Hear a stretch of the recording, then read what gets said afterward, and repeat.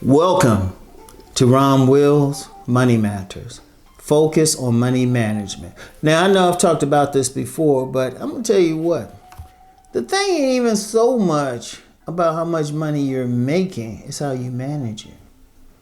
Someone who's making minimum wage can actually build up enough to have a business and actually, with some time, become financially wealthy. Or well off, at least, based on how they spend their money.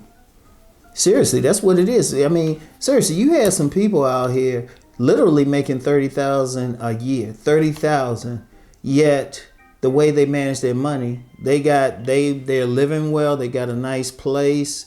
They're probably living in a place where the prices are reasonable. They got extra money. They actually got a good discretionary income because of how they manage it.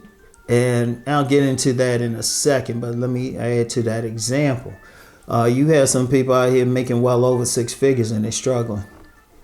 Now, what's the difference between them? You would think, well, the one making $30,000 should be struggling while the one making six figures should be okay. Well, here's the issue. Here is the issue. And there's something extra to put into that. Wait a minute. Let me write it down. Make sure I tell y'all about that. Oh, man, what the heck is wrong? Shoot, wait a minute, y'all. Wait a minute. I just got something I'm going to bring up in a second about that 30,000. But here's the thing in general, right? That person that's making six figures, they don't have any money left because they live beyond their means. Okay, like say they had the magic number of 100,000. They trying to live like they're making 200,000. So what are they doing? They spending a lot of money on the credit cards because if you living beyond your means, you got to get the money for that. They buying stuff they didn't need. Instead of getting that economy car, they got that late model car, you know. They, instead of living at a place like, say, an apartment for $2,000 a month, and yeah, I'm in the DC area, y'all. So $2,000 a month, that's actually on the cheap side. But $2,000 a month, right? They can afford that, but they living in a place that's $3,000 a month.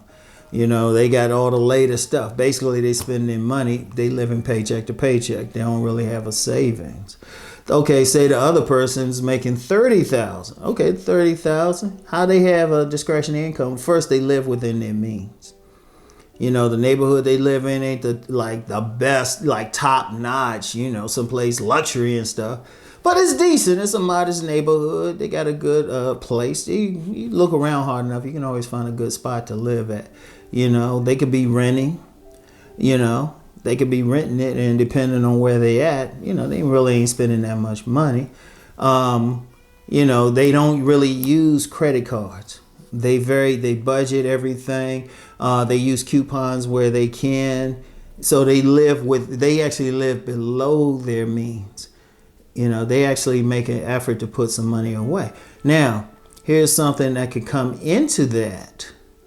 What if, once again, you had the one person making 100,000, then they working on some type of corporate job, but they living beyond their means, keeping up with the Joneses, trying to keep up with the Joneses, they spending 200,000 a year, you know, but that's credit card, so they got to pay that credit card bill, that interest, all of that stuff. The one making 30, you might not think they're making it, but let's say if they're in business. And they only making 30,000 from the business. And that's tight and everything, but they writing off everything.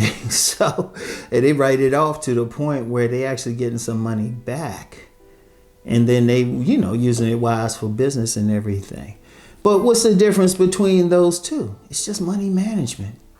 Money management. Like I keep saying, and I need to do that. Maybe I'll do an on-demand video. Going from minimum wage to six figures. Because I told you, I've gone through some stuff. I told you, I've said several times, my credit was jacked up. My credit was so jacked up because I remember trying to get a job one time that they check your credit. A couple jobs. One was a government job. And they saw the credit. It was like, nope. One was a retail job. They saw the credit. Nope. And I ain't gonna call it was a department store. I ain't gonna call their name, but they're going out of business. Maybe I should have hired a brother. You know? But you get people who do that. Like I said, my credit was jacked up. But all I did was just, okay, stop doing anything. I couldn't use a credit card.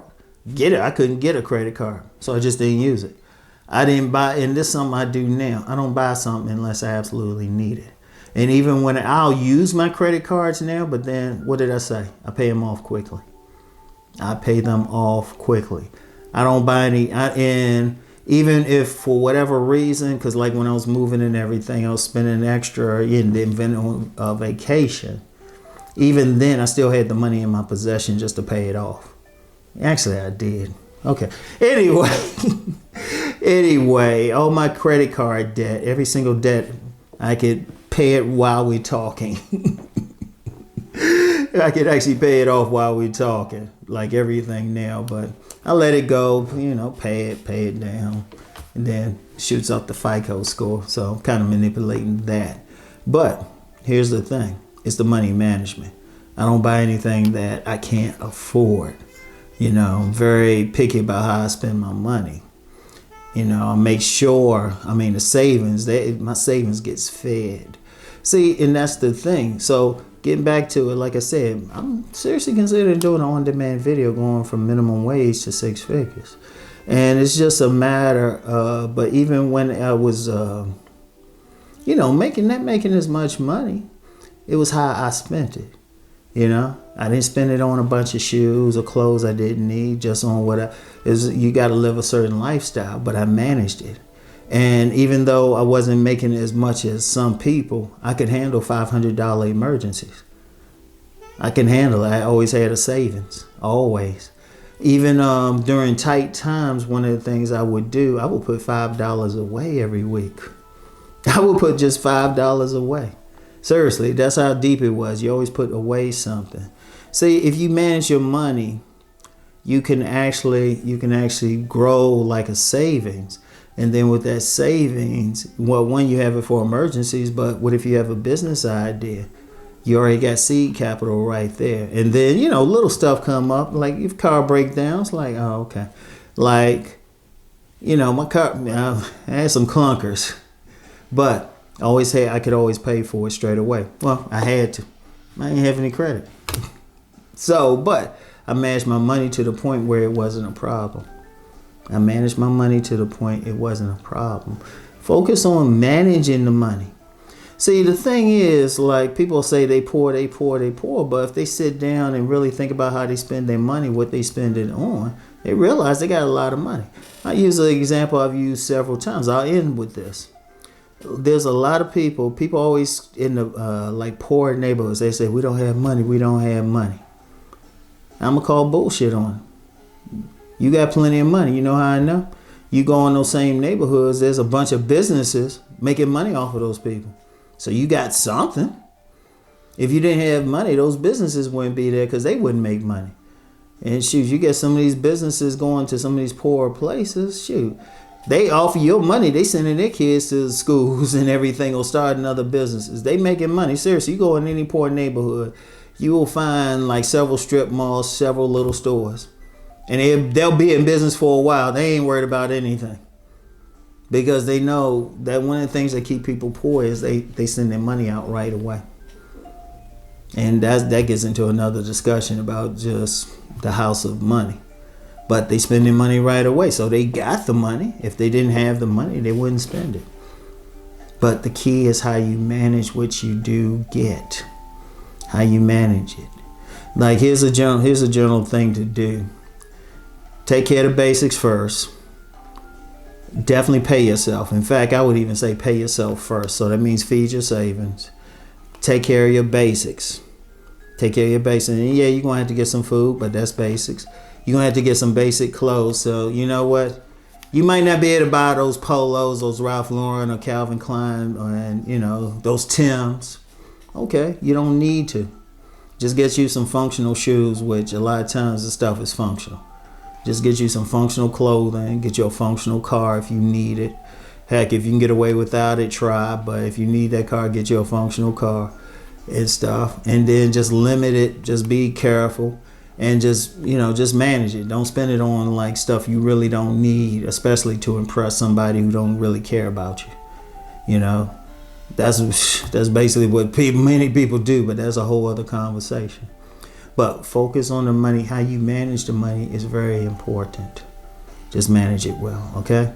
So anyway, yeah, I know the deal. If you want to manage that money, you got to make it. So let's go make that money.